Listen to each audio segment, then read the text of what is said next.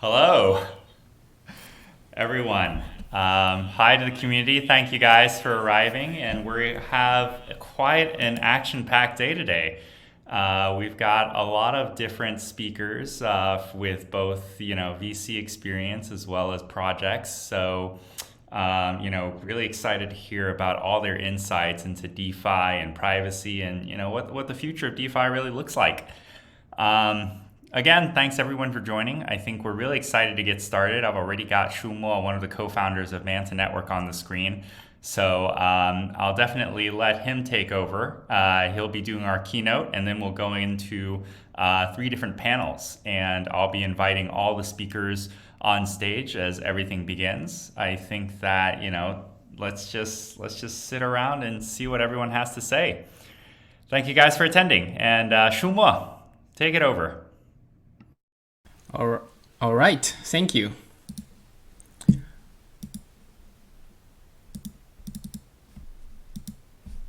Can you guys see my share screen? Cool, let's get started. So first, thanks everyone for attending the event. So I will give the first talk, in which case I will showcase Manta, which is first the vision, the current technical design, and also where are Manta going, right? So Manta is an on-chain privacy for Polkadot using ZK Snark. Before we get started, let me first briefly introduce myself. I'm co-founder at Manta Network and also assistant professor at UCSB. Just some fun fact with me, related to crypto. I actually ran the first blockchain seminar at University of Washington back in 2017. I was an EX research scientist at Algorand. I was the author of PyTeal, one of the Algorand smart contract languages. My life choices kind of from Seattle to Boston and to Santa Barbara. Okay, let's get started, right? So why privacy, right? So this is basically the outsider's view of blockchain transactions, right? So you think blockchain is super cool, it's crypto, right? And then if I send the transactions to you on blockchain, because it's crypto, right? It must be encrypted and it must be private, right? It's kind of like a Neo sending a text message to Trinity, and everything is encrypted and super private, right? Well, it's kind of like this is like an elephant in the room, right? So if you actually understand the technology, it's not. Actually, this is far from the truth. So how does the blockchain actually work? It's not, kind of sending a matrix encrypted message to another. It actually sending a tweet. You are telling the entire world that your financial transaction happens. For example, if Alice wants to send 5 BTC to Bob, it's kind of like this transaction we're going to broadcast it over the peer-to-peer network and literally to the entire world, right? So this is what the kind of like a privacy situation in reality, right? And this is not good. So to show that how much need for privacy and how do people want privacy, so even before, actually at the beginning of the project, we did a survey, right? So our survey truly shows that privacy matters. So for example, right, more than 400 people actually participate in our survey, ranging from people have been in the crypto space for a long time to someone just new to the crypto. And 80% of users have concerns about the linkage of their identity and their addresses, and which is a very reasonable concern, right? So if you want to do a bank transactions, you wouldn't leak your most valuable information, which is financial transaction, to the world. Also, this is fun data, right? More than 90% of users have inspect others' wallet addresses, and I have to say I have done that too, right? Last but not least, more than 70% users have avoided and hesitated to make transactions because of this leakage of privacy. Right? I think this is truly a problem. And I think we all love DeFi. But at the end of the day, if we cannot solve the privacy problem for the users, right, I think this will dramatically limit the scope and the usage of DeFi, right? So this is what we think, right? I think we all love DeFi, but we do think the pre-fi is the future. So with that, so this is Manta's vision, right? So Manta's vision here is that we want to brought on-chain privacy for the Polkadot ecosystem and more. And before I kind of dive into the details, how does Manta work and what is Manta's product, it may be helpful to look at what is Manta's position in the ecosystem and how does Manta as a project could empower the entire system and also other projects, right? So this is kind of like this is a Polkadot ecosystem. We have a wide array of many cool projects. For example, like Acala, like Astar, Moonbeam, and Phala. And please forgive me if I don't list your favorite project here, right? This is just an idea. And I think Manta as a kind of like a privacy providers, on-chain providers can create a great values to the ecosystem, and we have a great synergy with other projects, right? For example, so Manta plus Acala, which will create private stable coins, which is, everyone loves crypto, but there is a huge market for the stable coins, right? So the stable coins, you want to have your privacy when you transact stable coin. And also, for example, Manta with Phala. And in addition to, thanks to Phala's great TE mechanisms, it can do various things very efficiently. So Manta plus Phala will create an end-to-end private systems that you can empower many powerful e-commerce applications. Also, Manta as Astar, we can, for example, privatize all the Astar's assets, making sure you have the privacy guarantee while you transact Astar asset. Last but not least, right? So Manta plus Moonbeam will give the opportunity to privatize ERC20 tokens, right? And like I said, there will be many more as the ecosystem of the Polkadot grows, right? So this is really the future of Manta, and hopefully be part of the future of the Polkadot, right? So this is the vision, but actually let me guide you to step by step to show you how should we reach to the visions, including what is our product and what is our future steps and how we are getting there, right? So as a team, we are firmly believer of a continuous delivery, right? We want to have a big vision, but we also want to have some intermediate deliveries to the community and to our users. So the first piece of the puzzle is we call Manta 1.0, which is Manta Pay, right? So Manta Pay is a decentralized anonymous payment protocol. I want to introduce this first because payment is really the foundational layer, right? If you don't have a private payment or AKA fungible token transfer system, you probably very hard to build anything else, right? This is really the base layer. So this is the protocol itself is very complicated, but this is the high-level ideas of the protocol, right? From the user's perspective, you could have your favorite public crypto tokens. For example, you maybe have DOT, maybe have KSM in Kusama, and maybe have some stable coins in Acala, right? So we don't care as long as it's relay chain tokens or a parachain asset. So of course, with a standard interface, we will support to mint your public tokens to the private tokens on Manta. Right? Let's say the token name is a coin, then it will become a PA coin. Right? After it becomes a private token in Manta, so you can transact. For example, you can send to another private token, and if you want to get back to your public tokens, you can reclaim. Right? You can reclaim this private token back. So our goal is that we're gradually rolling support for all the parachain and the relay chain assets we think that are valuable. For example, like DOT, AUSD, USDT, and BTC, and your favorite ones, of course, right? We are like a decentralized project. We would hear your voice and which kind of asset you want to support.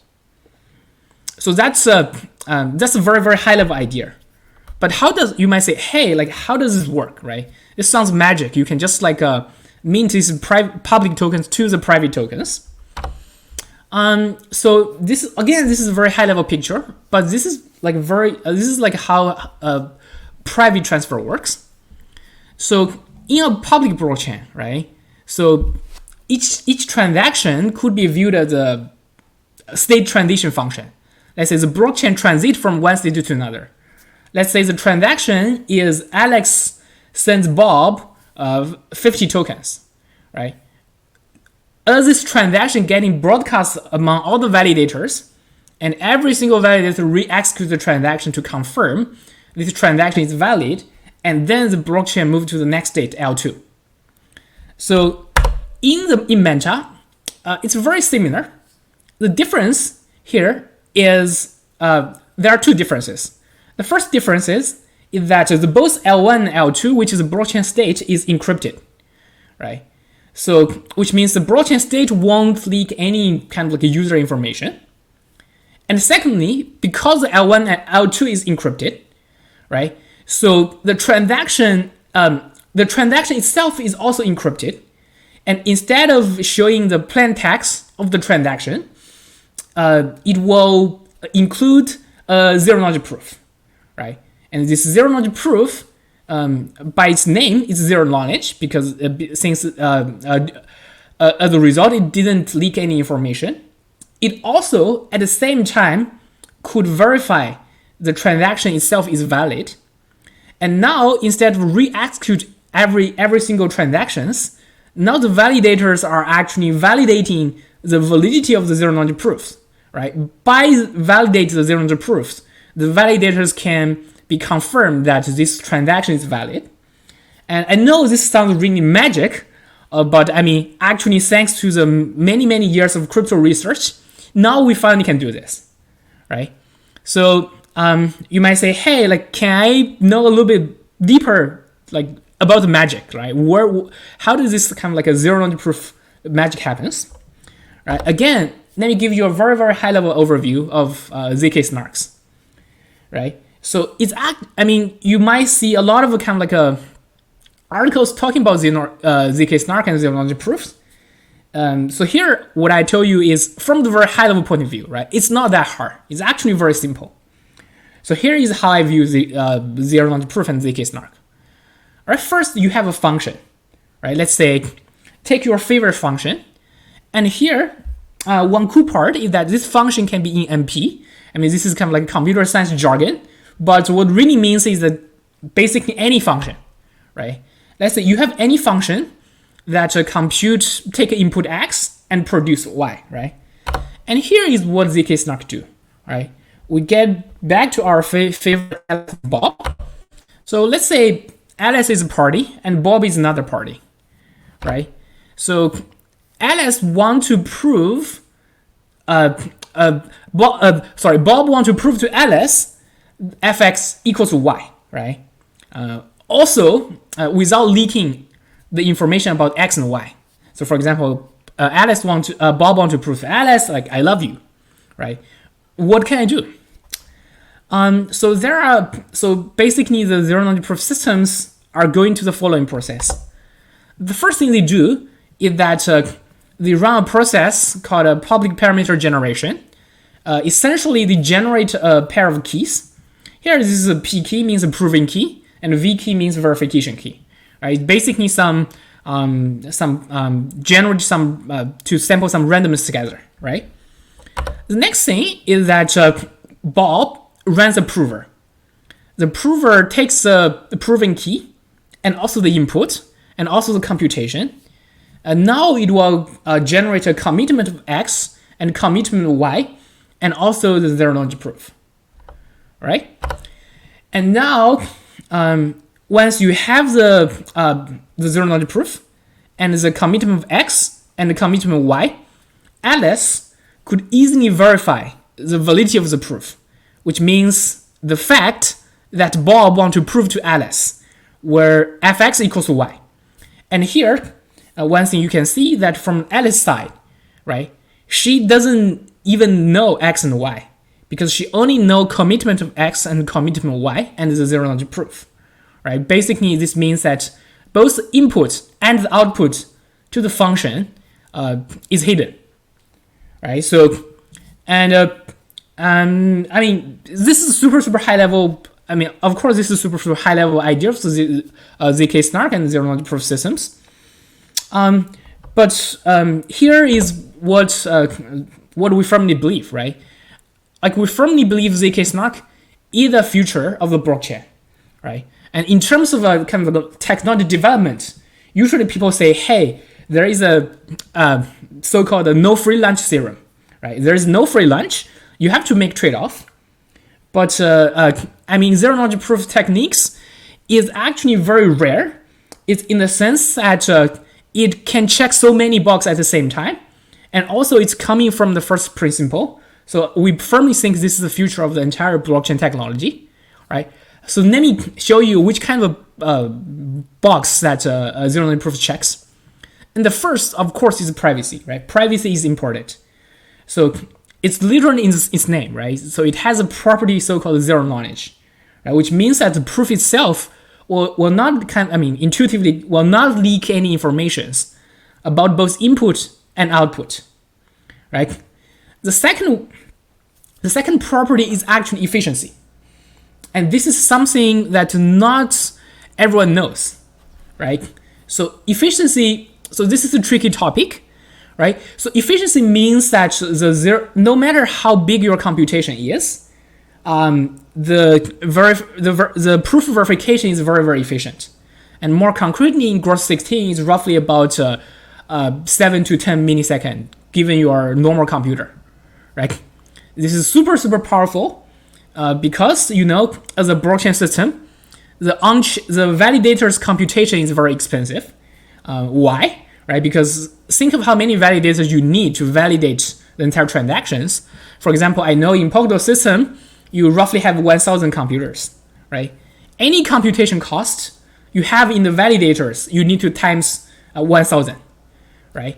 And ZKP here is really a game changer here in the sense that no matter how big your computation is, the verifier computation is constant, right? And this is why ZK rollup are becoming popular, right? This is the ZK rollup exactly leverages the efficiency properties of ZK snarks. Last but not least, and also it's kind of not, I would say, underexplored, is composability, right? So, I mean, composability is very important in any kind of like a blockchain product, right? So I think in the blockchain world, you want to compose one kind of application to another and create a better ecosystem. And the ZK snark is great for composability as well, right? And I mean, technically there are fancy ways of doing composition. For example, you can use a recursive snark, and there is even like a new crypto research called Lego snark. And you can use a simple way, right? Basically by sharing the commitment between the different ZKP statements, right? So allow me to spend a little bit of time here, but we truly think the ZK snark is the future of the blockchain, right? So for example, in terms of Manta, right? Manta, we use a Groth 16 scheme with ArcWorks Rust implementation. Yes, we actually need a trusted setup, and we want the entire community join us in the trusted setup. So our prover is actually also very efficient, right? So we roughly need 7 seconds in our prototype benchmark for the prover time. And the verifier is roughly take 10 milliseconds in our prototype benchmark as well, right? We actually, during these 4 months, we actually reduce our circle size by 70%. And thanks to kind of like an aggressive, like a design optimization in the ZKP designs, right? So this is Manta Pay. And Manta Pay is already, we finished the prototype. We're working very hard to come with a very good wallet protocol, so that I think by the by roughly by a kind of a conservative estimation, our testnet with a kind of like a full Manta Pay features will be rolled out this month. And so that's the first product. Then the second product, we call it Manta 2.0, is Manta Swap. So okay, Manta 1.0, you can privatize your favorite public tokens to private tokens, right? So one thing we observe is that just have a token transfer is not enough, right? So in a DeFi world, people want to exchange their tokens, right? So this is one of the literally most important application of DeFi. And so we want to support that as well, right? So in Manta Swap, right, it's kind of similar to the Manta Pay, right? After you mint your favorite private tokens, you can exchange these private tokens to another private tokens, and with Manta guarantee your privacy, right? After you change the private tokens, you can transfer it again. You can reclaim back to the public tokens, right? So or participate or in your other kind of favorite DeFi activities. So how does Manta Swap work, right? So Manta Swap actually leverages a transaction, kind of like a swap mechanism called automatic market makers. So for the sake of time, I would not dive into super details in the automated market maker. So the idea, but the high level idea here is that instead of trading against a single person, right, you are trading against a curve, right? So each single point, these automated market makers, these two coins balances are a position is 1 point in the curve. And once a trade happens, for example, you want to trade some like A coins exchange to B coins, the positions move in the curve, right? So I mean, there are many kind of AMM invariant, but for example, the famous invariant is called X times Y equals K, right? So the whole idea here is that we actually using ZK Snark to making sure this AMM invariant is invalid during your transactions, right? So you might say, hey, like why use AMM, right? And although I mean, you can literally see the most popular crypto exchanges are running AMM, right? Seems to need a little bit of justification, but let me still list the reasons like we think why AMM is super cool. So first is that AMM has a limited degrees of front-running resistance, right? With a right curve design. So secondly, and most importantly, right? So AMM actually achieves very, very high gas efficiency, which means that amount of computation that you needed to perform the AMM swap is very, very minimal. And this very fortunately to directly translate to ZKP efficiency, right? Which means a smaller secure size, faster transaction speed, and less gas fees. Last but not least, right? So AMM has a decent capital efficiency as well, right? So again, the very, very high level idea of how Manta works over AMM is that we actually embedded the AMM invariant to the zero-knowledge proofs that we're going to validate over Manta networks, right? So that's so far about Manta 2.0. So our AMM ZKP prototype has already finished. So one thing I didn't put in the slide, but I want to emphasize here is that Manta's AMM is actually the first fully private AMM that not only guarantees traders' privacy, it also guarantees liquidity providers' privacy. So this is very, very important. We actually have an ongoing academic paper being in submission to Financial Crypto this year. So that's Manta 2.0, right? Last, I want to give a little bit of vision about where Manta is going and where is Manta 3.0. Right? The idea of Manta 3.0 is that we want to build a privacy-preserving smart contract platform. So if you look at the trajectory of Manta, right? So I would use an Amazon analogy, right? So Amazon actually starting from a bookstore. And once they get so much experience in building an online bookstore and online computing, so they move to AWS where they provide the computation of the resources to the broader world. I think I will say this is a kind of a similar trajectory of Manta, right?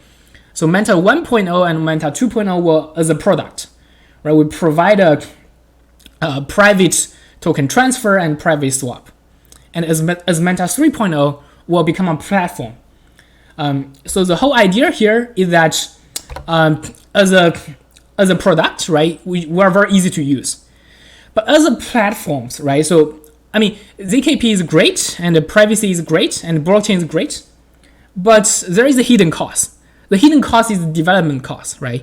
So I mean, we are a ZKP expert, so we hope that we can bring our expertise to the broader community, so that you, as a developer, you don't have to understand ZKP, right? Maybe you just need to understand from a high-level point of view, but we will do the hard work for you, and you can leverage our platforms.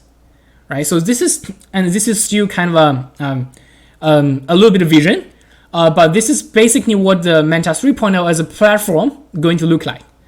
Right, first we want to implement some very efficient ZK-friendly curves into Polkadot runtime, so that we get a better efficiency.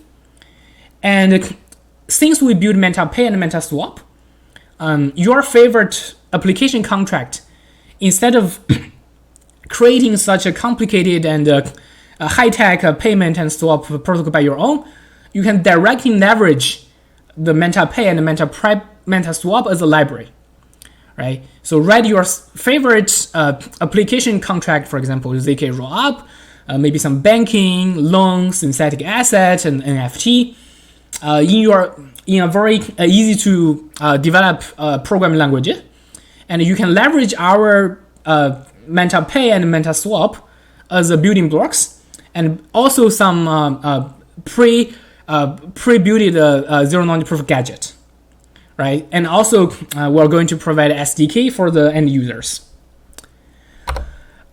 So here, let me talk a little bit about the Manta 3.0's architecture goals, right? So these are the concrete architecture goals we want to achieve in Manta 3.0. First is that we want to removing trusted setup, and trusted setup is cool, but the problem is that each single time you want to update your application logic, you need a new trusted setup, right? So we want to remove trusted setup by using universal slarks. So I think there are a few candidates right now. We're looking at Plunk, Halo 2, and Marnie. So the second is that we want to have a semi-stateless design, right?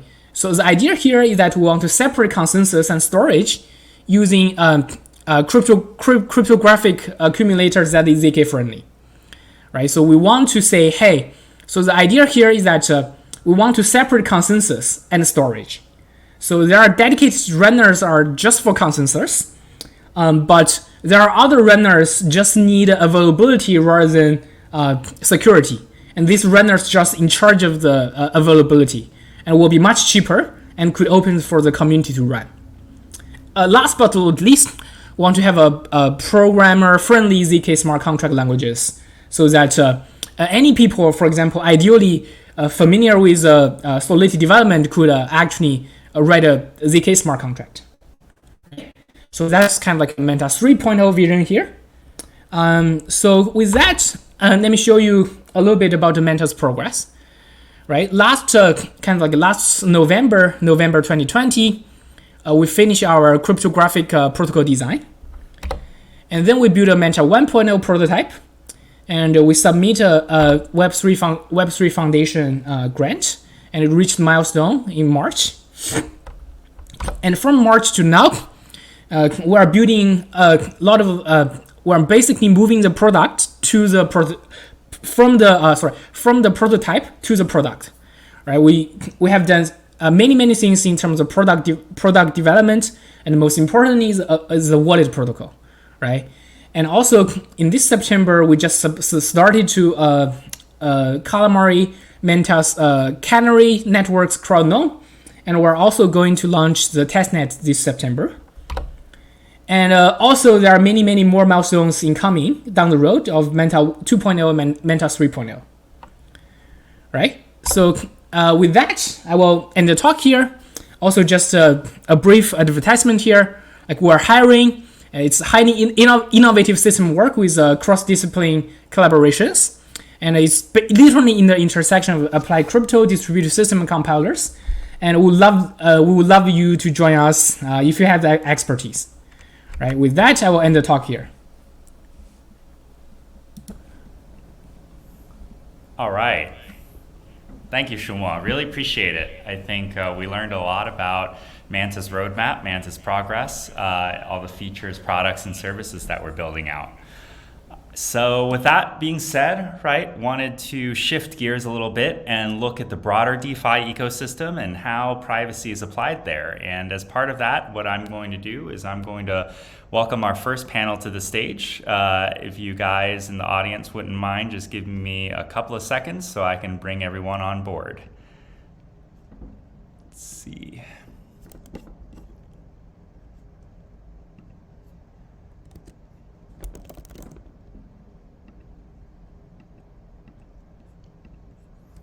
Oh man, now that Shuma's head is gone, I feel like my head is taking up the whole screen.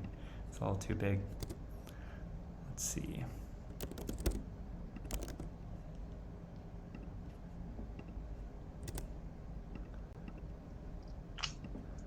Oh, thank you for joining, Austin. It's good because now... Hey, Kenny.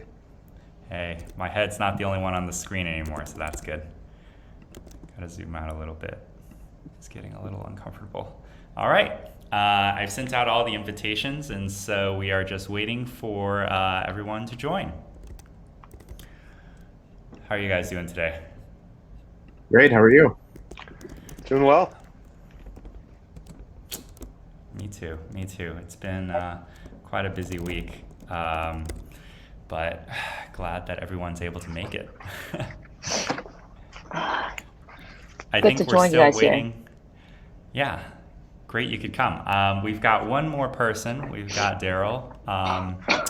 Oh, invited, but the screen is full. Let me actually take off my screen and give it to you guys.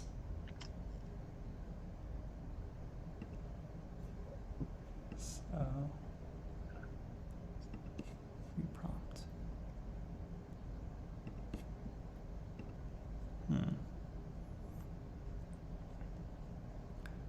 Oh man, this is...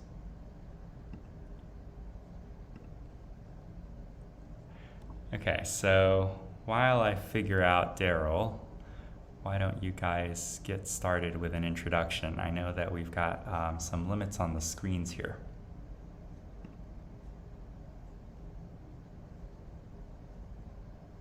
Oh, hello? Sure. Sorry, Yeah, Shuyao, can you hear us? Yes, okay. I don't think we can hear you. I think she muted herself. Oh, okay. No, she did not didn't? mute herself. Oh, that's weird. Okay. Can you hear me, Kenny? Yes. Yes. Yeah, I think and me as well. Oh. Can everyone hear me? Yes. Yes. Okay, Yeah. perfect. Okay. Shuyo and Daryl have taken privacy to the next level.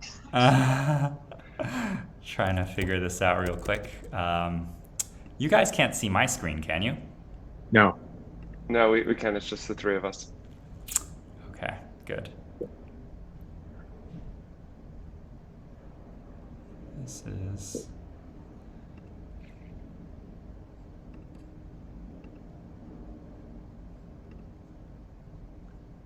It says accepted, but the screen is full, which is kind of awkward.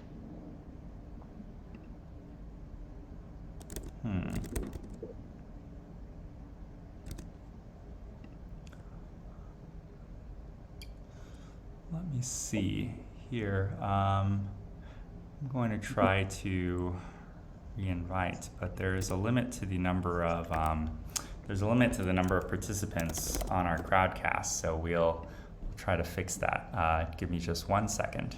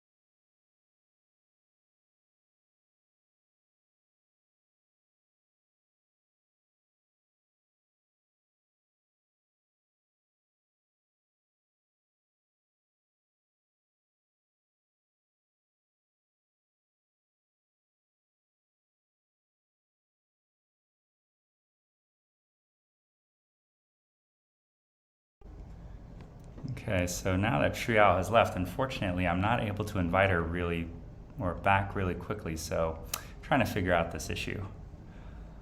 1 sec, I'm going to re-invite everyone really quickly.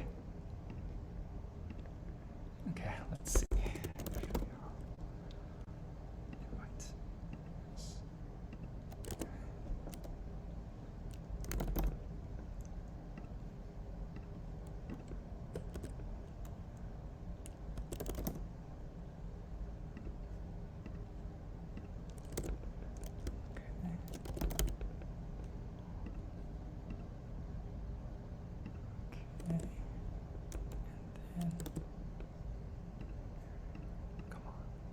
Okay.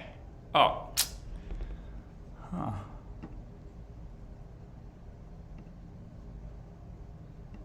It says invited, but the screen is full, unfortunately.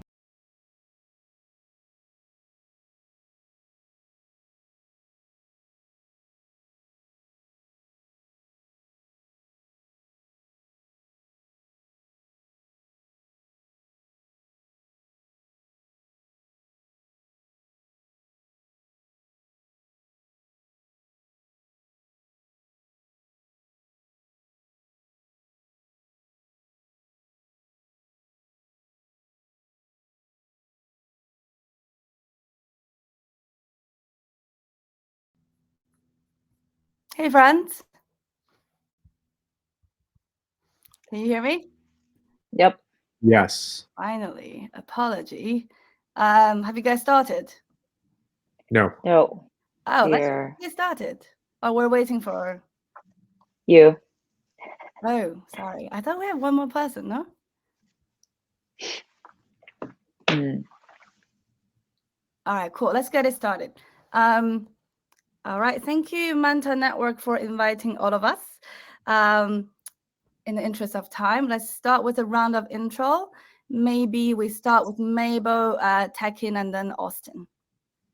Sounds good. Appreciate it. Thanks, Riao. And also thanks, Manta, for hosting this event. I'm pretty happy to join here. My name is Mabel. I'm a partner at Multicoin Capital. We are a crypto fund that's based, well, I guess like we used to call it our headquarters in Austin, but right now we're really decentralized around the world, primarily in China and then also US and some part of Europe as well. We manage across two funds. One is a private fund that focus on the early stage / private investment opportunities, and the other one was the hedge fund. Yeah, and then our investment thesis is anything that smells like crypto, feels like crypto, among basically open finance and Web3. Yeah, so that's it. Awesome. Thank you for the invite as well. Appreciate it and happy to be here. My name's Tekin Salimi. I'm a general partner at Polychain Capital. We're a multi-stage investment fund in the crypto space. Prior to getting into the crypto world in 2016, I was an attorney practicing M&A and securities law, so a bit of an atypical background. At Polychain today, I spend most of my time on early stage investments, and we invest across a variety of categories, such as kind of like novel DeFi primitives, where I would categorize things like Manta, a lot of layer 1 blockchain infrastructure, new DAO models, and of course, traditional equity businesses as well in the crypto space. Hey everyone, Austin Barak here, principal at CoinFund. CoinFund launched in 2015 as one of the first funds investing exclusively in crypto. Invest across a couple different funds, but the two main funds that we're investing in right now are an early stage fund, generalist fund looking at across layer 1s, DeFi, NFTs, as well as the infrastructure layer, and then a liquid hedge fund as well. Before coming to CoinFund, worked in cross-border payments at early stage fintech, made the jump to full-time in crypto in 2018, where I started a collateralized lending company, then was then an ETP issuer, and have been at CoinFund for the last year. Hey, can anybody hear me? All right, great. Hi, sorry for the late entry. My name is Daryl. I go by the handle Wangaren online. I'm a senior investment analyst at DeFiance Capital. DeFiance, just brief background, it's Asia's largest DeFi focused fund. and we predominantly invest in Ethereum, Solana, and occasionally Polkadot ecosystems.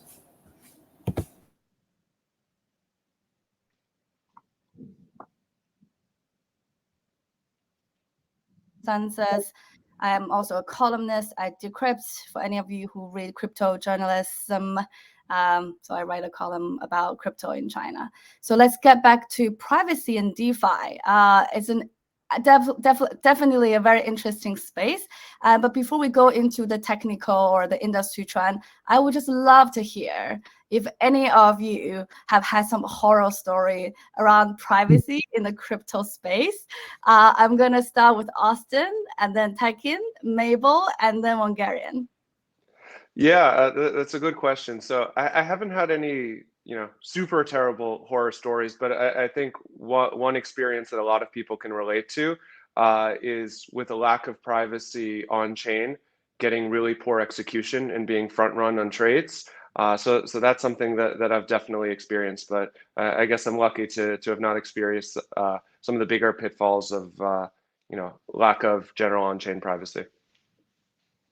Yeah, no, it's funny you bring that up. I think anyone really, I don't know if I'd call it a horror story, but anyone who manages a crypto fund definitely has the same challenges where in a public environment where any competitor or trader or something like that can see your asset flows on chain, your account balances, you can imagine this obviously leads to potential to be front run or even things like spreading a FUD campaign within a crypto community every time an asset moves from like a custody account to an exchange account. So I do think in the crypto fund realm, the lack of privacy can actually be quite damaging and counterproductive in ways.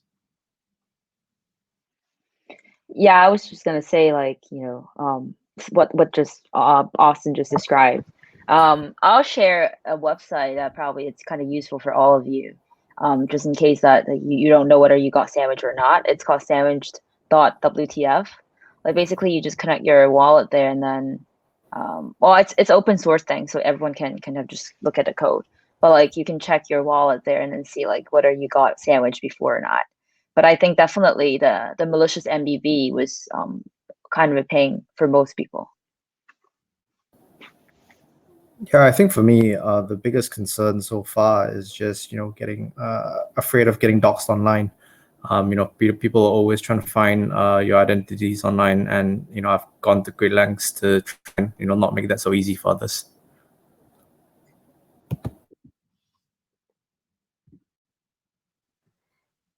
That's fancy. I just have so many wallets. Sometimes I'm just really fear of losing my keys. But anyway, thank you for sharing your stories. And I think if you go on Reddit, there are way more horror stories. So for anyone who wants some exhilaration, I'm sure you can find a lot on the internet. So let's move on to the next question. And for the audience, feel free to submit new questions. I want this to be as interactive and conversational as possible. So my next question is, we're all pretty passionate about privacy, but somehow privacy really hasn't taken off in the traditional sense. I guess what are the reasons, or why do you think that privacy remain on the sideline mostly, and what does it take for privacy to be really entering on the main stage? I'm gonna go with Austin first, Mabel next, Tekin, and lastly Hungarian.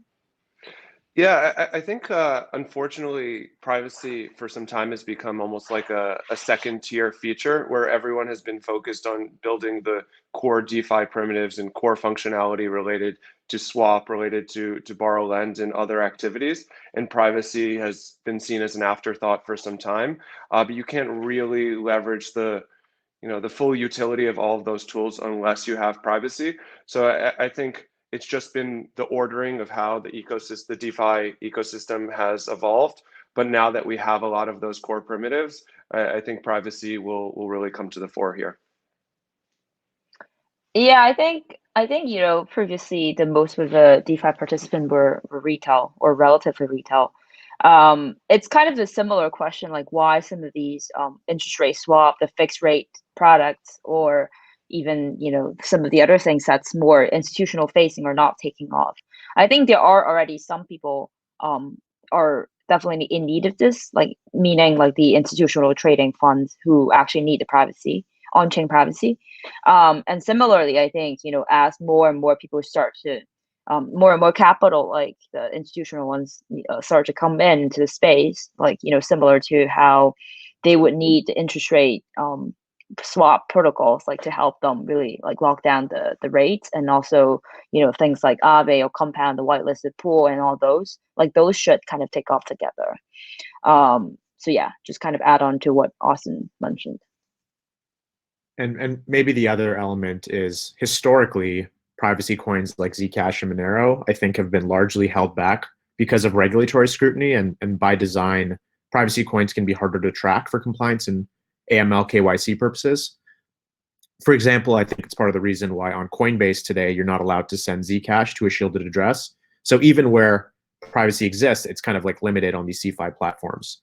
So one of the biggest challenges looking forward is going to kind of be shaking that narrative that privacy coins are fundamentally used for like nefarious purposes, and also designing these systems in a way that balance user privacy with some form of kind of like auditability in order to track illegal actors.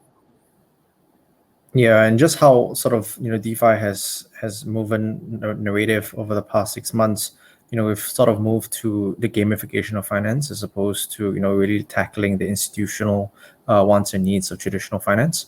But as they come in, as Mabel said, privacy is probably one of the most important elements that they will require in order to operate in this space. And obviously, right now, everybody who uses, anytime Tornado Cash is being used, people automatically assume, illicit activities, which is perhaps a perception that needs to change over time. That's super interesting. So I guess my 3 takeaway from what you guys were saying was the audience will be changing from the current institutional demand perhaps to retail going forward. And then the type of privacy program or product we're seeing will also be changing. So we can see very clearly, right, we're moving away from just having the coins to privacy on smart contracts, or to what Manta's vision is to have like a full stack privacy solution of the Manta 3.0. And then lastly is the whole perception issue, right? It's not just for nefarious matters. We're actually doing, it's a real need. It's going to take some time. Great. So I guess this panel is about DeFi and privacy. So my next question is really, what are some of the trends you're seeing in DeFi, and how does privacy play a role in it? Or maybe not. And then we will start with Wangarian, Mabel, Tekin, and Austin. Yeah, so I guess on the institutional side, I think one element that has been quite unexplored on-chain at least is the capability to short on-chain. And I think this is largely in line with why the fact that there are not enough privacy-enabled options for you to short on-chain. Because one of the worst things, as we saw last year during sort of a scenario where Wi-Fi got squeezed, one major Wi-Fi shorter was squeezed, I think in November last year, by the entire community. You cannot. The worst thing is to be able to identify on-chain shorts and rally against it. So if on-chain shorting is to grow, I think you definitely need privacy to protect these individuals that are acting on the market. And right now, we're not seeing that in any capacity yet. I think there are it's actually 2 parts. It's kind of interesting. So one part is liquidity fragmentation, meaning that today it's not very easy to port liquidity from, I guess, Polygon to Ethereum to even like Solana. All of those, like, people actually need the kind of cross-chain solutions. I mean, you could have some of the more centralized, trusted version of it, or you could have the more trustless version of it, maybe be leveraging the roll-ups, and then to kind of be the cross-chain communication verification. And then so basically the other side of it is, on the other hand, you actually need risk segregation as well. That's why we have some need for the single vault lending. Basically when Gary actually described just now, I was thinking about beta finances, like people actually have single pool to kind of short. And then like the other things are like what is it called? The Rari capital. Like they have the single lending for the multi-collateral type of pool. Like that's also another thing. So I think these two are completely the opposite, but then at the same time coexist together. Yeah, I think there is a lot of innovation in DeFi, and it's happening on multiple fronts, but a lot of it can seem relatively kind of like in these narrow niches. So, for example, if you just think of the AMM model, there's areas of research around synthetic AMMs where basically LPs can contribute a single asset instead of an asset pair, and then half of that asset pool synthetically tracks the price of anything else, or even just AMMs like a project like Clipper, where it just uses a pricing curve that's optimized specifically for very small retail transactions below $10,000. So there's multiple fronts of this innovation in DeFi, but why I think privacy is so exciting is because it actually has potential to impact the whole surface area of DeFi and change the whole industry as opposed to kind of these step function improvements in narrow niches. Yeah, one of the things that I'm really excited about is we're seeing emergent DeFi across a whole bunch of different ecosystems. So we're seeing it on Ethereum, we're seeing it on Solana, on Polygon, on Terra, Phantom, on Polkadot and Kusama, of course, and all over the place. But what I'm really interested to see is how privacy interoperates with this multi-chain world, and that's one of the reasons why I think Kusama and Polkadot are so interesting, where you can have purpose-built parachains built on top of substrate, but then have the interoperability across the relay chain. And where Manta fits in a really interesting way is allowing all of those parachains to leverage a certain level of privacy. So this way you have the interoperability and composability across multiple chains and use cases, but still privacy. Just on the same topic, I would love to hear the rest. I mean, thank you, Austin, for bringing up the multi-chain world. And it seems that privacy has been played in very different ways across different ecosystems. So you're saying the parachain can unite all this different ecosystem.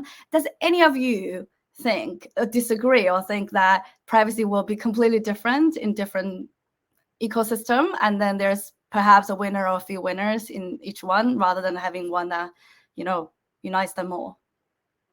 The question, I'll start with Tekin, Wangarian, and Mabel. Yeah, it's a good question. I do think we are in real time seeing experiments of privacy taken in different ways, playing out across different blockchains and different projects.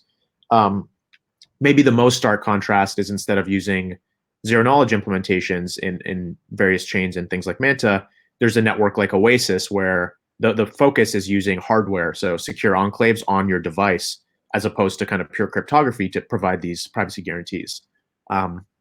I do think, like in many categories of crypto, it's healthy to have these different experiments and implementations run simultaneously to see what wins out long term. Yeah, I think it's still very, very early on in terms of who will win the privacy race. I think we're only beginning to see the start of several different projects come out and work on it. Ziki Snark technology definitely seems to be the most promising one that obviously Manta has embraced. In terms of whether to winner take all, I think at some point we'll see a market leader appear, be it in Ethereum, in Polkadot, or the other chains. And if the underlying architecture allows for it, very likely, if let's say it's an EVM compatible chain, I think this will quickly be adopted across other chains as well. Yeah, I tend to think it's not mutually exclusive. Like, it's likely that you would have one dominant player in one place and then it goes to the other ones. Because I think the progress of Polkadot and some of the other smart contract platforms are not the same. So I think the adoption is likely to be gradual instead of like all together and having one dominant player in one each and then find a way to kind of aggregate at later. And also I think in the market, what I'm seeing right now for all of these for some of the privacy solutions, they were all trying to use some other relay network or relay chain to be the cross-chain kind of solution. That's what I meant by it's not mutually exclusive, because they could be dominant in one place, but then like they can also go multi-chain through the cross-chain solutions. Yeah, it's a good question. I think longer term, it's likely to follow a power law dynamic where you have some of the, major players having significant market share, and then other participants as well. But especially early on, I think we'll see different approaches evolve in different ecosystems, just for the reason that each base layer has different architecture and different requirements to build on top of it. So for example, for Ethereum, a lot of the privacy solutions are happening on the layer 2 level versus, on Polkadot and Kusama, for example, with Manta, it's happening on layer 1. On Ethereum, it's built on Solidity. A lot of Polkadot is generally built in Rust and Ink, and similar with Solana. So I think based on the programming language and the general architecture, we'll see different approaches come together over time as well. Yeah, I guess my two takeaway from your insights are it's early. That's why it's good to be in this early as we are exploring how different ecosystem works. The second one, I think it always boils down to liquidity fragmentation and where money goes. Whether it's bridges, relayers, or you have an on-chain privacy, it's focused on one ecosystem, is really just to attract users and have users stay within your ecosystem, because otherwise they can always move around as the space getting more competitive and noisy. Great. So my next question is perhaps related to one elephant in the room is identity, right? So right now we've got a lot of different definition of anonymity, pseudonymity, people like me who have tried to be private but still have my face all over. So I'm just interested to hear from you guys. Do you guys think right now a lot of people take the approach of pseudonymity? Is it enough for on-chain privacy or is it not? I'm gonna start with Wangarian because you're the best example in this group, and then followed by Austin, Mabel, and Tekin. Yeah, I think personal anonymity is it's a personal choice. I think it depends where you live, honestly, in terms of safety. I think if you live in the States or a place that is perhaps not as safe, it makes a difference in whether you reveal yourself online, and if people know that you move size in crypto and people recognize you in the street, there may be some things that may not be so good for you that come your way. But I typically personally prefer to have a on-chain identity and an off-chain one. Hence the reason why I'm sort of half anonymous. But I think if you dig hard enough, it's not that difficult to find. I think on-chain definitely ultimate privacy is preferred. I would prefer, obviously, if nobody could track your transactions, that would be the best. I go to great lengths, as I said, to try and maintain that. And I know a lot of other people do as well. I think it should be the default right for everyone. And on-chain doxing is something that should be heavily frowned upon, just because of the safety that consequences that it has. Yeah, I think everything that you said is really spot on, and I was actually going to reference something that you said earlier if I was picked to speak first. So what you said earlier was it's really easy to get doxed. So pseudonymity doesn't really do the trick if by simple tools such as Nansen or even other more sophisticated tracking tools, you can figure out exactly who an address, which address belongs to who. And if you think about it, for a long time, privacy has been considered, necessary only if you're doing something wrong. But even just looking at the legacy financial system where, we're looking to improve from that baseline. But, looking at a bank or a credit card, none of your transactions there are made completely publicly available. And I think in crypto, we should have something where there's a similar expectation where for compliant uses, someone can be, there's an association between an address and a given person, but not just completely publicly available otherwise. Yeah, I like the compliance point that you just mentioned. I guess I would probably kind of tackle this from a different angle.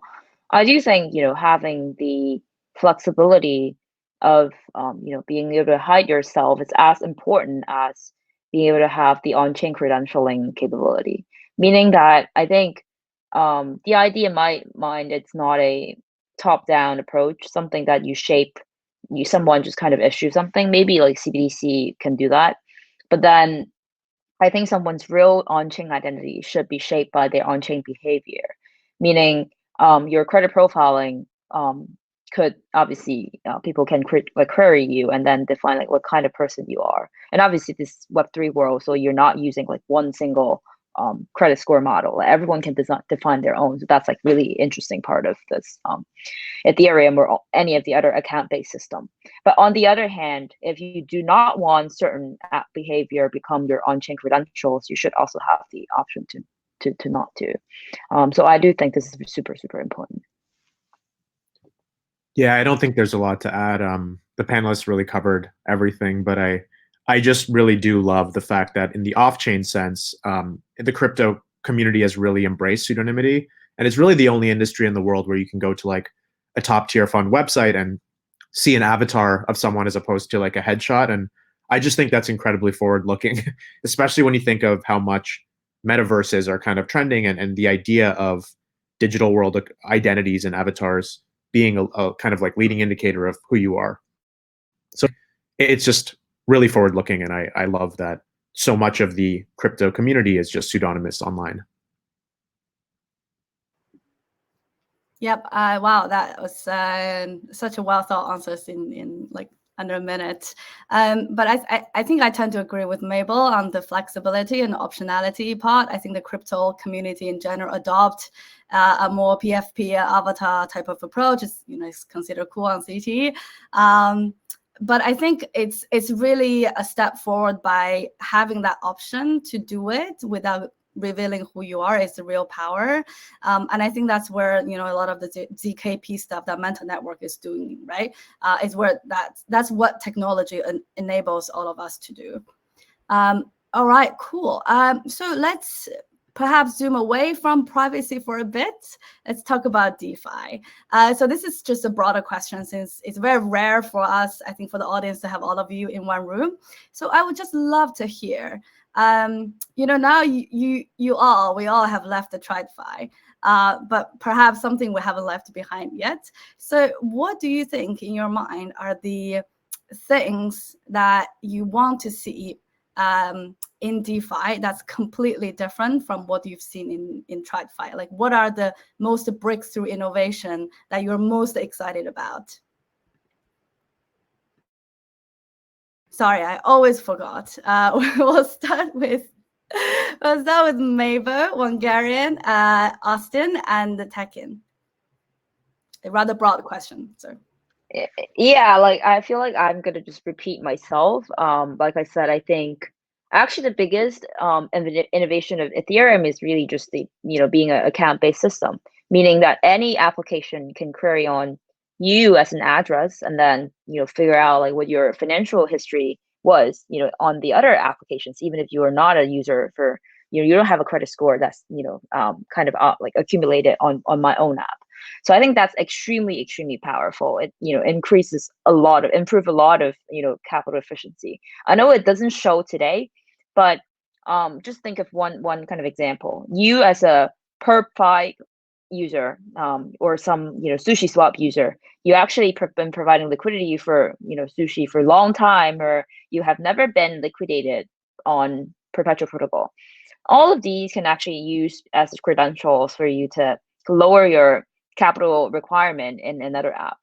I think that's already super powerful. Like today, you can't find whatever history on Alipay and then use that for WeChat. It's just impossible. Yeah, I think that's just one single aspect, super simple. It's already pretty powerful.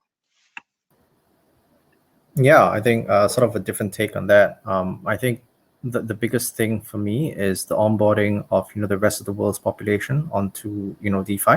And I think the biggest, sort of the easiest way to go about that is really GameFi, which is why we're sort of seeing the trend take off, where, conventionally finance has been sort of a boring, a need to do instead of a want to do by most people. And when you introduce gaming elements into it, it takes a completely different spin, something that really hasn't been done or tried before. And so, making it fun and making it easy and cheap and accessible for people around the world to try and use and, provide liquidity, just expanding the retail use, the retail solutions for retail capital to make their money work for them. I think that's, something I'm definitely looking forward to seeing.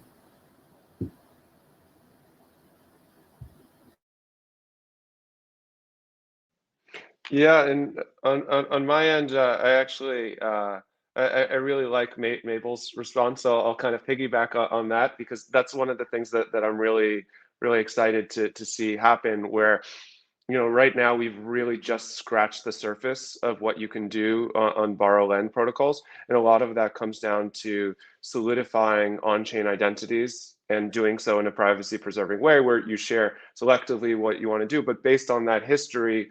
Right now everything for the most part is extremely over collateralized when you borrow, but there's no reason that once you have sufficient on-chain history that you can start to borrow in an under collateralized manner, and then that frees up a whole bunch of different use cases for microloans and other sorts of participants to get into the market and leverage DeFi for more than how it's being leveraged today, which is essentially just leverage trading, but actually for other use cases and as sources of capital to build businesses and do a whole different variety of activities.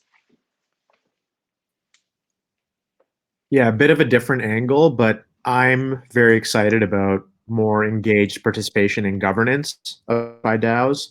So it's interesting to think of so much of DeFi liquidity as kind of incented by mining a new governance coin, but then very little participation in governance using those tokens.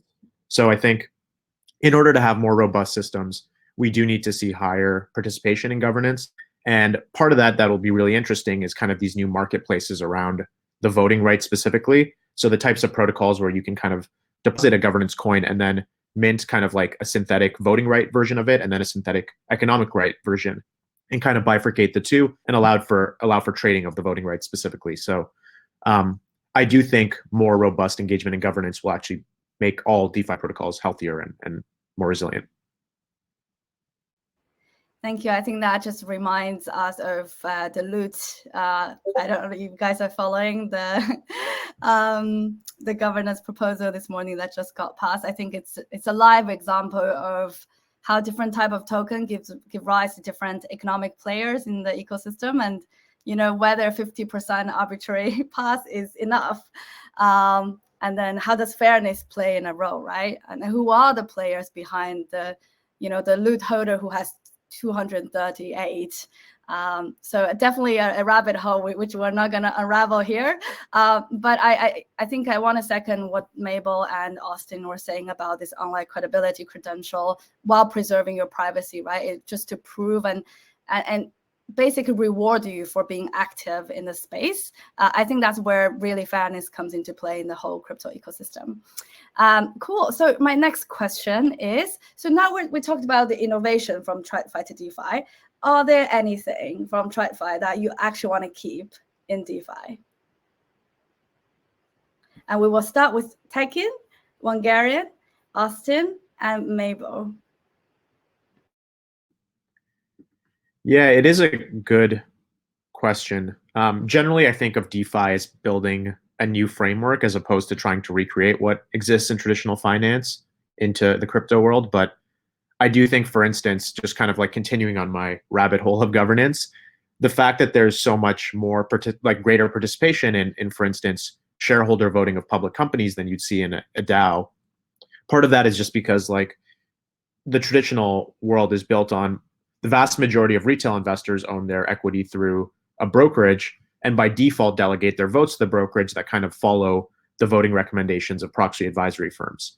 So I do think having some of these intermediary agencies that help regular users with governance decisions, either through easier forms of delegation or just advising how to vote and doing research on different governance proposals, that's kind of like a component that exists in traditional finance that I'd like to see recreated in the crypto world. Yeah, I mean, the blockchain still has, many elements that can be leveraged to sort of bring over, verticals from traditional finance over. I think the most, I used to be an investment banker, and one of the jobs, one of the things that we tried to do was raise capital from both an equity and a debt standpoint. And I think this is one of the easiest things that you can sort of bridge over to DeFi and leverage, using the blockchain as the settlement layer for this, without having to go through the tons of admin and legal, issues that typically go on behind the scenes there. I think it's just far more efficient. Another thing that, we are looking to see but haven't really seen take off is basically interest rate derivatives and basically, the bond and fixed income market coming online. That is a massive market, much bigger than equities, that really hasn't taken off simply because it doesn't really appeal to the ape nature of crypto natives for now.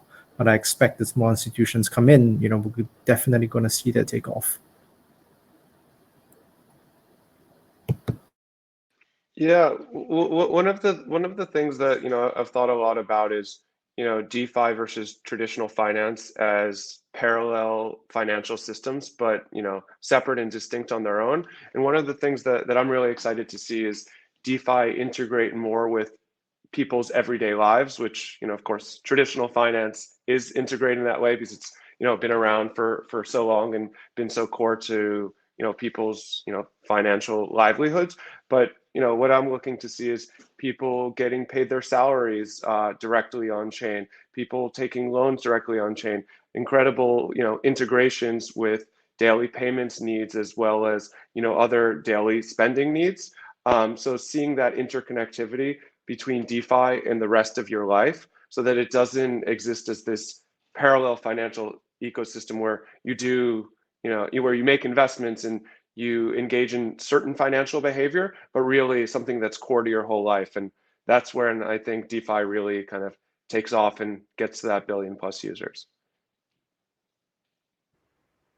Yeah, definitely. And I would love to, Wangarian also mentioned about GameFi, right? As a way to really include everyone into DeFi. I mean, maybe I'm biased. I used to live in Middle East and Africa.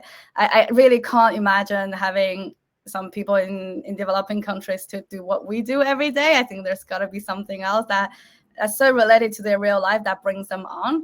And I think having privacy right in the beginning to make sure that we don't make the same mistakes as Web 2.0. I think a lot of time we forgot what we do here with privacy. So we do everything that makes sense from a financial perspective, but we forgot this is a perfect chance to put privacy in the first place. So we don't have to fix it later on when all of us have already lost our data. I will stop rambling here. You guys are the most efficient panelists I've ever gotten. Normally, I have people ranting 5 to 10 minutes for one question, and you guys literally exhausted all my question list. I will end the panel with one last question. What is the intersection between metaverse and privacy? And we will start with Austin, Tekin, Wangarian, and Mabel. Yeah, I think that's a really interesting question and something that's evolving in real time. And I think it actually ends up looking a lot like pseudonymity mixed with privacy, where people have a digital representation of themselves in the metaverse, and often that won't be the same identity as their real world identity, but it'll be something managed by a particular avatar or by a particular PFP NFT. And then certain on-chain behavior will be shown to the entire world and others will be held private. But I think it'll end up looking actually quite a bit different than identity in the real world today, as people engage more with specific communities and want to be considered a part of that broader community within the metaverse, just like we've seen with CryptoPunks and Bored Apes recently. So some cross between pseudonymity with NFT profile pictures and privacy mixed in. Yeah, totally. Building on what Austin said, I think it's a lot like the movie Ready Player One, for those who have seen it. And it just seems like the natural like swing of the pendulum back against things like online doxing and that type of culture and into ultimate individualistic expression in kind of a relatively repercussion-free way and with alternative identity, which is something I'm very excited about, and I think it'll be positive. Yeah, I think actually, with the metaverse, I think there'll be different shades of identity that each person carries on. So imagine if you're playing Axie, for example, and you've built an identity for yourself on Axie. I'm sure that you may not necessarily want to carry that identity over to when you move on and operate in DeFi, right? So there'll probably be different elements of different identities that you carry in the metaverse, and on the blockchain as well. Yeah, but I think for the metaverse specifically, privacy may not be the top priority, just because sometimes you want to be able to see the historical decisions that other people have made. So I think in that sense, privacy is quite nuanced there. But I think for DeFi, it's a much more important topic. Yeah, I kind of want to just kind of end here with the flexibility point that I pointed out. I think some people might actually want to reuse their proof of work history in Axie or in some of the other proof of work. By Axie, I meant proof of work, right? Like to some of the other DeFi protocols, because that's like part of your on-chain credential. And some people don't. Like they can actually have the free will to just whether they want to do it or not, merge them or not. I think in the metaverse, a lot of these are very interesting, because like you could actually have the free will to show a lot of your badge or identity with you and to your social network. By social network, I don't mean the kind of real world network that we have today. It's more like I think in the future, although I'm not sure, but I think in the future the social network of metaverse is going to be more flat, like Twitter and Discord. And then like the things that the credential you can show to other people are probably going to be something much more than someone just meet you in the first time you can't tell who he is. You can actually connect your Discord with a bunch of badges like you own on chain, similar to what you have on Reddit today. I think that's probably one way that's actually becoming more public. But on the other hand, I think back to the discussion we had earlier, you should also be able to keep multiple identity, meaning multiple addresses that associated with different kind of credentials with yourself. So I think again, it's the flexibility part of it. Awesome. I think privacy at the end of the day is self-sovereignty, and then I think a lot of the projects are just building tools for us to better preserve self-sovereignty. And I think for those in the audience, it's better start earlier than later. It takes time to build your online credentials and collect all those popes and badges. Just go to Discord and collect badges now. Anyway, thank you everybody for joining. It's been a pleasure. Good to see some of you again. And I hope to see you in the metaverse or somewhere on Twitter. But thank you. And thank you, Manta, for inviting us. Cheers. Thanks for having us. Cheers. Thanks for having us. Thank you.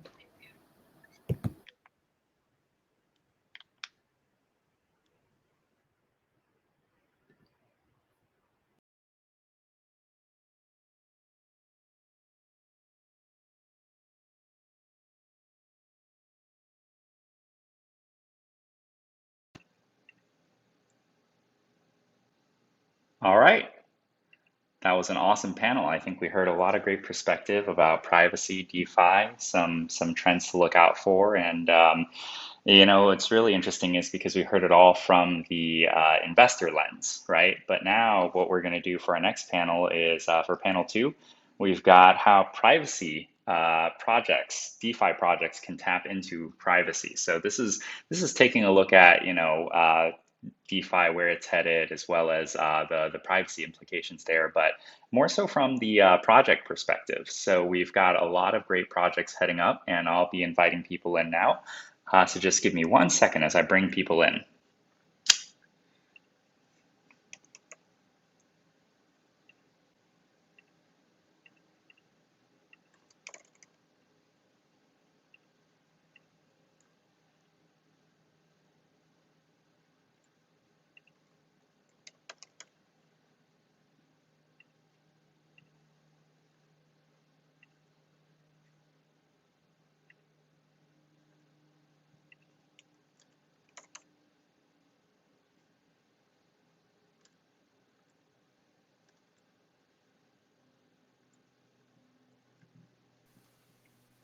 Hello. Hey, how's it going? Good, good. Sorry, just inviting a couple of more people. Thanks for making the time. I know we had another one of your team members who is currently apparently on a flight, and so couldn't make it. So thank you very much for stepping in. Oh yeah, no problem. It's 1:30 a.m. here, but I'm sure everyone is on a different time zone. And thanks for organizing. Yeah, our co-founder Shumo, he was doing the presentation at 5 a.m. his time. Yeah. So yeah, that's gotta make room, gotta make time. Okay, let's see. Invite Maki. Hi guys, by the way. Hey, how's it going? Good, good. I'm doing very well. How are you guys? Yeah, good. It's a bit early, but it's good. It's a bit early or it's a bit late? Yeah, both. Okay, so we've got. I can say it's actually on CZ is fine. So. Wait, what time is it where you are? It's 3:30, almost 3:30 p.m. Oh, yeah, the sun's out. That's nice. Good for you. I mean, the sun's out here too, so I guess, we're lucky over here. Okay, so we've got Maki coming up, and then I know we have one other person joining us from Parallel, but I can't seem to find him.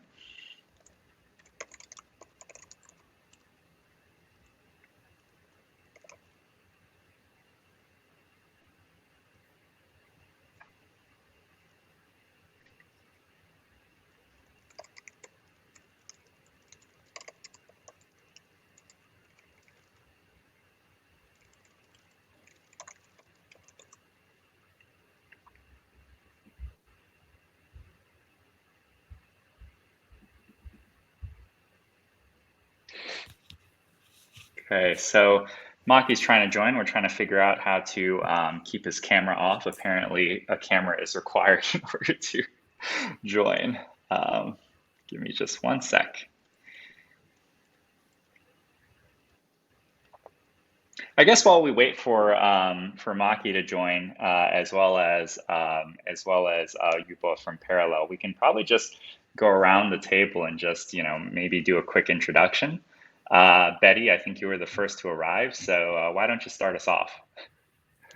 Yeah, sure. Yeah, thanks for having me here. So I'm Betty, co-founder of Acala and Karura. So happy to be here, calling in from Auckland, New Zealand. Nice. Tyrone? Hi, everybody. I'm very glad to be here. And yeah, very nice to see you. And actually, yeah, Bifrost is, as you know, is substrate-based DeFi protocol to provide the liquidity for pledged assets such as staking derivatives in different cross chains. And we are actually currently doing the Kusama slot auction bidding liquidity protocol, which name is the SLP, and yes, stay tuned for it. Cool. Awesome. Alex. Yeah, hi guys. I'm Alex, the CEO and the founder with the Equilibrium and Gincheri teams. So we're creating the all-in-one platform which delivers certain functionality of almost all the DeFi primitives that you can even imagine. So the platform allows for actually earning yields, borrowing, and trading on margin all major cryptocurrencies. They're bridged from blockchains connected with Polkadot and Kusama. So currently we are participating in the crowd loan campaign with our Kusama candidate for the parachain slots. If you're interested, follow us and join the crowd loan campaign. Awesome. So I think Maki is still joining us, so we'll just wait a little bit for him. And as we're doing this, I'll introduce myself. So I'm Kenny. I'm one of the co-founders of Manta Network, and you guys heard all about us in the keynote, so I won't have to repeat myself there. But yeah, thank you guys for joining us. And I guess while we're waiting for Maki, we could probably just start the conversation, right? Like, I think a really, really simple question here is, as founders, and just people hands-on in projects, I'm curious to know, are you personally concerned about your own privacy when it comes to your transactions, your crypto assets, and what are you really concerned about there? Maybe we can start with Tyrone. Hi. So cool. So what I'm concerned about my own non-transparency, right? Yeah, for me, actually, my only concern is the same as actually most DeFi users, I think. So although I trust the blockchain, but I don't really want to explore my flow of my funds. So what's the difference that anyone can track you debit, cash flow? So don't you trust the bank you use? But the situation now is that you trust, but the blockchain is traceability, right? So which is the significant feature that cannot be changed, but instead I can use Mixer to confuse the path of my transactions to avoid the tracer of those followers and make it not easy for others to trace my actions. But indeed, actually sacrificed a part of my trust to trust the service to mix it, because some of it is actually centralized, because I did transfer my asset to the mixer, right? So that's the method I used, and that's what I concern about my own privacy on the on-chain.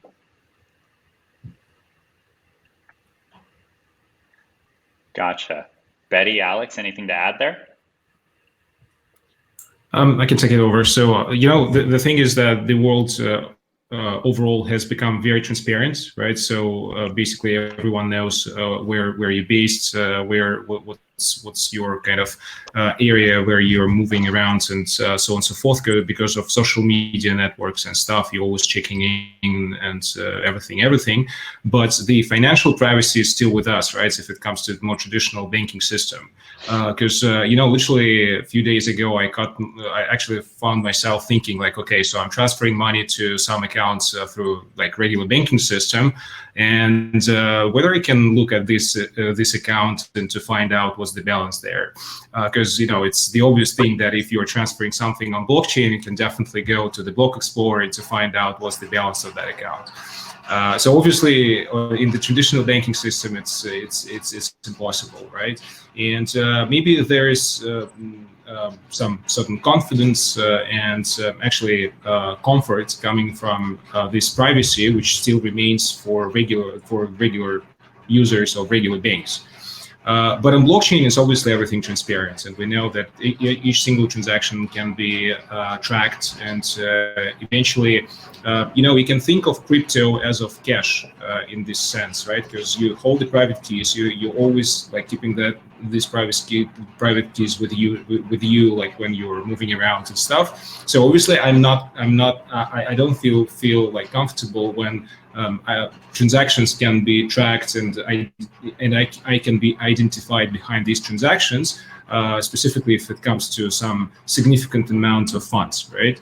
And obviously here certain privacy issues definitely come up, and we're definitely interested in solving this privacy issues through certain technology sort of setups and so on and so forth. But another coincide of that is actually regulation, right? Because if you're doing everything super privacy mode, right, and no one can track what you actually did, in this case, certain problems with regulation can be raised, right? And you always need to find the balance between the total privacy and between the transaction which can be private for everyone on the network, but in some special cases they can be revealed to figure out what exactly is going on behind these transactions. That's my perspective on that.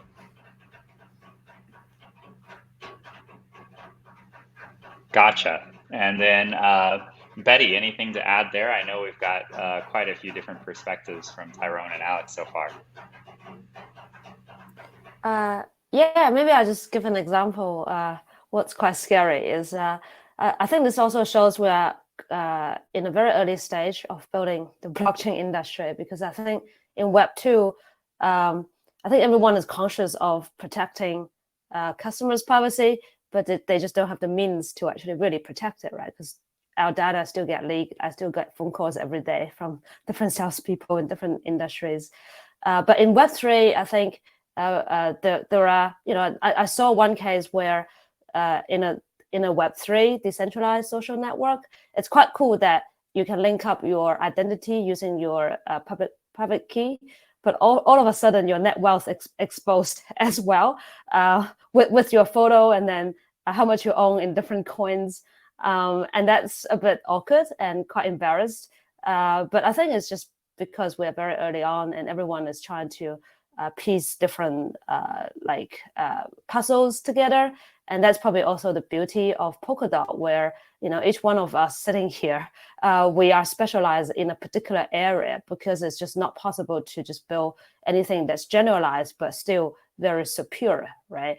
Which we have experimented in the past era of blockchain, that you run generalized networks and you experiment a whole bunch. But if you want to do something really great, that takes everyone here and also more in the Polkadot ecosystem and beyond, I guess, to be able to build really cool infrastructure, and then all the infrastructure can actually link up together, that we can have great DeFi applications, plus it's privacy preserved, plus all the other desirable features that users want. So yeah, so thanks.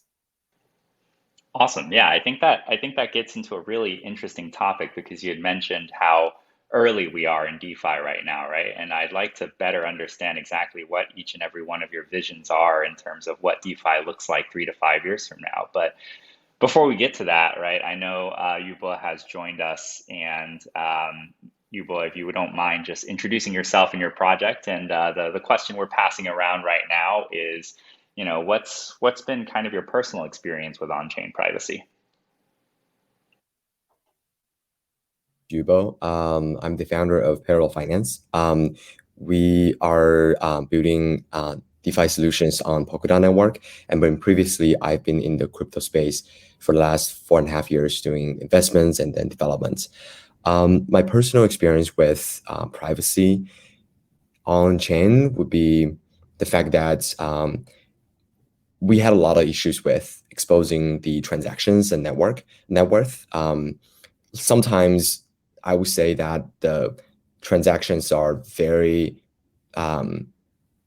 secretive, and we don't want everyone to see it, especially with some deals with some parties that we have, NDAs or agreements. But obviously, as long as we expose that information, especially the transaction hash on chain, then there's no way we can get it back.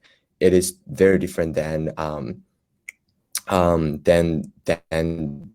because it is information. Once exposed on the internet, then it is there.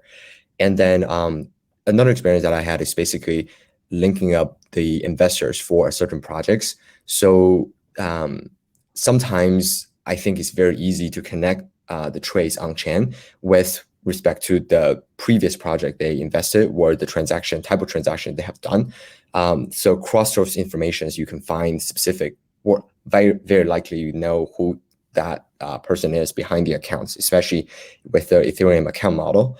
The UTXO model seems better, but still there's a lot of way to track it. So that's sort of my personal experience with investments, and a lot of information get leaked.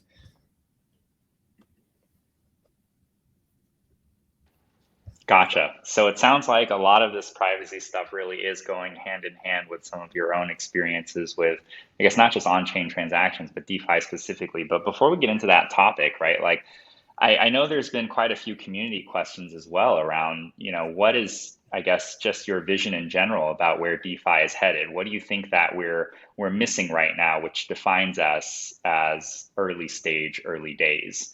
And Betty, you had kind of described it that way, so I'll let you take the floor first for that one.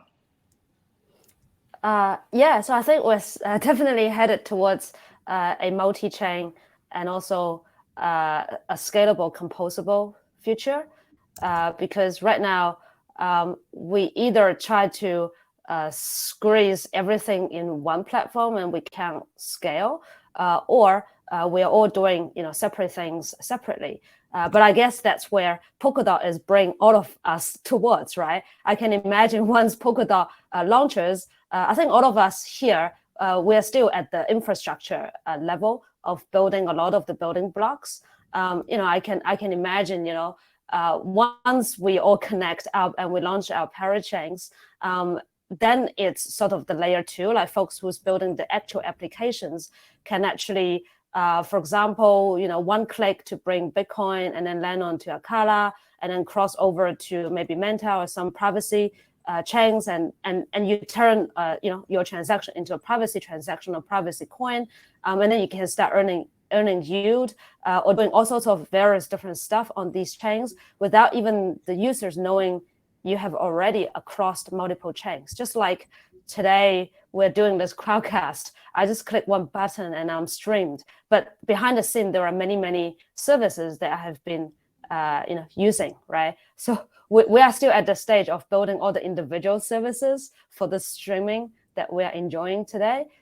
So it takes a lot of effort for each one of us to be really good at what we do, but also be able to, connect to each other and then, empower more applications built on top of us. So, yeah.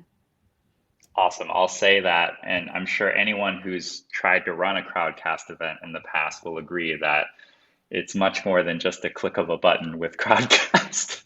There's always all sorts of things that kind of pop up and you're trying to put out little fires. But I think overall the analogy was very appropriate.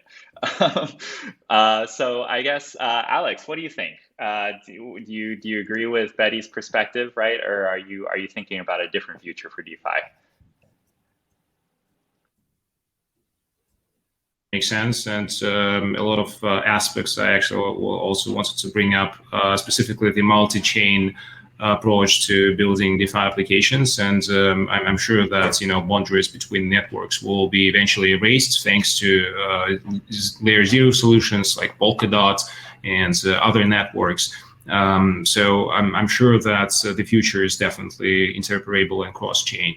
On the other hand, we see the clear trend for creating the all-in-one DeFi platforms, like the most of them appearing on different blockchain networks, including Polkadot, like our colleagues from per se Acala, Karura, and also Parallel, by the way. We are also striving to build up the platform which will include multiple use cases rather than just building some niche products. And I think that it actually taking roots from maybe early movers in the DeFi space, like for example, Synthetics or even MakerDAO. They also were working on building up some conglomerates of DeFi products, like they were building on exchange, stablecoin, and so on and so forth. They ended up with just stablecoin, seems like that. But anyways, I think that the future belongs actually to the project that will be uniting all these use cases, right? And I think the major goal for the current DeFi projects that are just entering the markets or maybe even more established, whatever, since it's still very early days for the industry, the main goal for us is the user acquisition and defining your space in the overall crypto space, right? Where exactly you're operating, onboarding as many users as you can, get more liquidity traction, so on and so forth. Because eventually, when it comes to some Cambrian explosion of DeFi, when it will eventually get the mass adoption, you will be in the right place in the right time with all the efforts that you have put into your platforms. And actually, maybe just one more thing that I wanted to mention in this connection. So if it comes to the perspective on 3-4 years, we definitely will see more regulation coming into this space, right? And I'm sure that we'll touch multiple times on that during today's conversation, specifically with regards to privacy, but eventually it will be sort of symbiosis between the actual DeFi, maybe more traditional banking products and institutions and stuff. And from the user perspective, the eventual DeFi protocols will have everything under the hood. The user will never know which technology backs the system. The one thing that they just need to know that it's reliable, secure, and actually can bring certain value to that. Gotcha. Yeah, I think definitely when it comes to product maturity and I guess just market maturity, right? Like having those layers of abstraction are definitely important because then that kind of speaks towards the overall user experience, right? Being able to use things as a utility, right? Having to just flick the lights on and not have to worry about where the electricity is sourced from, right? That's sort of the convenience that we should be going towards as well. And so I guess, for you, Bo or Tyrone, it seems like one of the resonating themes here is the overall idea of composability, interoperability in the future of DeFi. Do you guys agree? Do you guys have additional perspective on that? I totally agree with that. I think just to add on to the points from Betty and Alex, one of the things that I think the future DeFi should have is a very robust insurance systems. Currently, the DeFi market has been hacked in this year over, I think close to billions of dollars after the massive $600 million hack, and it has been increasing over time, especially on top of especially the fact that more and more people try to yield farm on multi-chains. So in order to have, I think, massive adoptions, we definitely need to have a better insurance payoff scenarios. And that actually requires to have a higher levels of composabilities, on-chain data acquisition, and then a very robust and high performance computation on-chain in order to calculate the price, in order to detect the claim assessments, to make it more decentralized. On the other hand, I feel like the future of DeFi should have a very or should at least provide optionalities for privacy. The true financial freedom shouldn't be exposed or at a cost of or own information being exposed and can be hidden. So it should have an optionality for that, and people could actually pay a fee, or at least there will be a premium for the privacy optionality, and that would be definitely the future.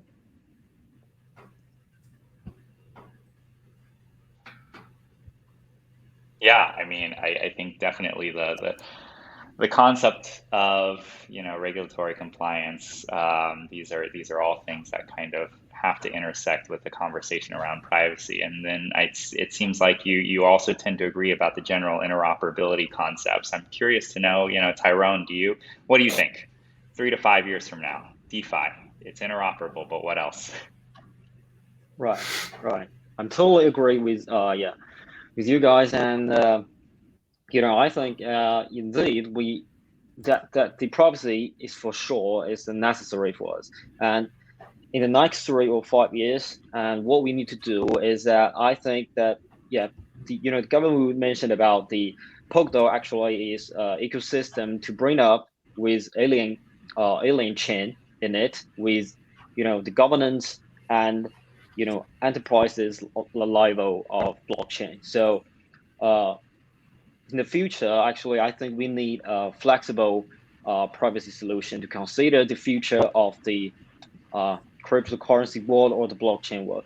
This privacy solution should be actually inclusive, and it can achieve complete privacy and hide the user's transaction identity and transaction amount, and at the same time, either considering needs of enterprises and supervision. So users can also choose the accountability privacy mode to maintain transaction in the system, or I can choose not even show any of my information on chain. So it is accountable and traceable to the needs of requirements of real world some such as KYC scenarios for some centralized exchange or decentralized exchange as well. So yeah, that's my idea. Gotcha. Yeah, that's a really interesting concept because, I think one of the really big challenges of user experience is once you introduce this idea of choice, right? Like, because every time you give the users optionality, that's another friction, right? That's another point in time where they kind of slow down and decide which sort of path to take. And, I know composability, privacy, thank you guys, and user experience, regulation seem to be all resonating themes here, and it sounds like those are some of the key areas that we need to tackle before we can really call this space mature. I'd like to go down a little bit deeper onto the user experience side, right? And this kind of crosses into composability because, when we hear composability and we hear interoperability and we hear layer twos, right? Like, let's really try to boil this down and try to understand exactly what the difference is here, right? Because like for me, as a yield farmer, the yield farmer side of me, I go on, Ethereum and some layer twos, and I yield farm on the layer twos, and you've got to swap to different networks and all this other stuff. And once you do it 3 to 5 times, then it becomes less intimidating than before. But for the average user, right, just hopping to a layer 2 is still extremely intimidating, right? Like, I guess because we're all, sort of substrate-based projects here, and we're all thinking about interoperability, right? Like from the user experience side, do you see really a big difference between how people are hopping from, ETH to layer 2s right now versus how, the Polkadot substrate ecosystems will be interacting? And do you think it'll be a better user experience? I know it's a pretty heavy question, but Alex, you look like the kind of person that can answer this, so I'll let you go first. I'll try all my best. So the thing is, like, we at Equilibrium and Jinchir, we're standing for better user experience by far, and we always stick to sleek interfaces and better user flows within our product line that we're building. Like we do have a lot of on our plate, that we have a lending platform, we have the decentralized exchange, which is based on the order book. So overall, it's complicated itself. But if we add to that the complexity of network transactions, that actually will make things even more sophisticated for the average users by far. So actually, like we think that even with the current developments of the substrate framework and the current development of Polkadot and Kusama, the user experience it actually can be improved, right? Because first of all, like the one pain point is switching between wallets, right? So the average Ethereum user actually got used to working with MetaMask, and just maybe the most complicated thing that the average DeFi user on Ethereum can do is just with MetaMask is to add some custom network into that and do constant switching between that. In the case of user experience and interaction with parachains and substrates, besides that, they will need to, at least if they're using desktop applications, they will need to install the additional extension which will leverage the substrates and the parachains, which are already a little bit sensitive thing because not that many people actually want to install something additionally to what they already have, right? So I'm actually looking into integration of substrates and parachains into MetaMask in this sense. I know that EVM, like those who are actually delivering the functionality of EVM on their parachains, they're actually some of these projects, like for example, Plasm and Moonbeam, they've been working on these integrations, and eventually it seems like it will make the user experience more seamless, right? But still, I think that there's a lot of things to improve. from the user standpoint. Gotcha. Yeah. Yeah, and maybe just one thing I wanted to add to that. So we recently launched our Jinchiri developments into production as a standalone substrate because we're still pending to get the slots on Kusama, and we actually have launched that with alongside with our bridges that we have developed with Ethereum and BEC networks, and we already have this hands-on experience in bridging. Overall, it actually works well, right? If we don't take into account, obviously, Ethereum cost of transactions on Ethereum, right? With BEC, it's pretty sleek, right? Like the transaction looks very beautifully perfect without any kind of delays and stuff, and very cheap at the same time. But again, this switching between networks, switching between wallets, extensions, still can be complicated. Yeah, definitely. And I think one point that you brought up that I really resonated with was the wallet adoption on MetaMask, right? With the ERC20 supported chains. I've been playing around a lot with Moonriver, and the experience is fairly seamless there, but only because I'm so familiar with MetaMask, right? I already see that one of the comments from the audience here is that user experience is crucial, but the Polkadot wallet interface is not so user friendly. I think definitely Polkadot is in its early stages, and so we've got a long way to go there. But I mean, I think apart from Polkadot.js, there's a lot of third-party services that are starting to build out wallet products as well.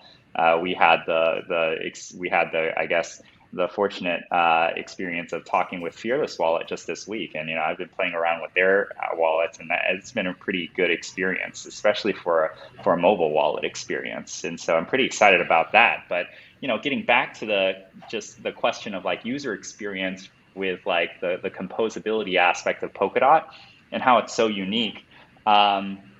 Really curious to know from your perspective, Betty, because Acala has been doing a lot of these sort of composability tests, right?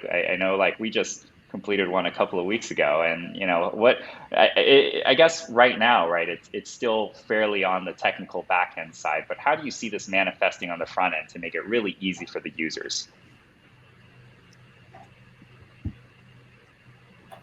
When I say user, I always think of people like my mom and dad or my uncles. I think in the remainder of my life, I don't think I can actually help them to even manage ledger, even regardless how cool MetaMask may be, or how Polkadot.js might evolve to be. I don't think that's their thing. And they represent 99% of the population on the planet. So if we're gonna get there to let everyone actually be able to use all the stuff we use, we're gonna cross that chasm, right? I think using a wallet and even directly interact with all the chains here, we're still talking about we're early adopters. We still have the concept of the cross-chain. I think when we get to the level of mass adoption, there's no concept of blockchains. You're basically transparent to all the chains per se. On Polkadot, I think when people say Polkadot.js is clunky, they mean just the UI. But when you're talking about interaction with multiple chains, compared to MetaMask, you have to switch to different blockchains to use, right? And then the Polkadot.js already gone through the technical upgrade where the chain concept is very minimalized because you have one set of keys. There's no switch off network. If you land on any of the front end that the network that built, obviously we're still early stage. You already arrive at a different blockchain, right? So there's no this thing as let me upload my asset or let me download my assets the layer 2s that's been building elsewhere, because there's a difference between bottom-up approach and a top-down approach. Polkadot is a by designed architecture. So Gav, when he left Ethereum, he thought about all the stuff, the pain points that existed in the platform that he developed, like the EVM, the Solidity platform. And when he designed Polkadot, all of those pain points, he basically addressed, right? And then we already test all of those on Kusama, everything actually works. So, but the bottom-up approach is currently the iterative approach, right? So you hit a wall, you step back, and then you try a different route. Oh, there's a hole, let me patch it. This is basically what happened on, Ethereum and also all the other platforms that try to help, right? Basically, everybody's trying to help to Ethereum to scale up. And then you realize everyone arrived at the same conclusion because like even the hottest chain today is like Polygon, right? They literally reference like, Polkadot is the best design and they are using exactly the same architecture. It's just when they, doing the consensus, it uses, potentially Ethereum. They're only like talking about it in white paper, of course. And the difference would just be, the Polkadot team has spent 3 years building it. So, and then, I think it's very cool that everyone, either through experiment or through, thinking and design thinking, we all arrive at similar sort of thoughts about where the future would be, is this seamless internet of blockchain world that we are all trying to build. And then hopefully one day we no longer have this concept of chains. It's like, my mom going shopping. She's probably just like swipe the card and then pay for groceries, but she didn't realize she already passed, the privacy chains behind the background. Maybe she's using some of my Bitcoin savings, which is earning a dot staking yield, and then doing some sort of fancy things converted back into dollars. But she doesn't realize all the stuff that happened, behind the scene. She just swiped the card and bought the eggs. So I think that's more of the future that I would like to see rather than stay at where we are. But that's why we're here, right? Every one of us here is trying to build towards something like that in the future. So, yeah. Definitely. And just a point of clarification for the audience, I think when Betty said that her mom is buying eggs, it's like physical eggs, not the NFT eggs. Just in case anyone's confused, but there's also could be both. Or rocks. Yeah, 5 years from now, your mom can buy NFT eggs, no problem. Yeah, she's converted from getting diamonds, and yeah. Oh man, but I think another point that is kind of brought up is just like the on ramp for the 99%, right? Like right now.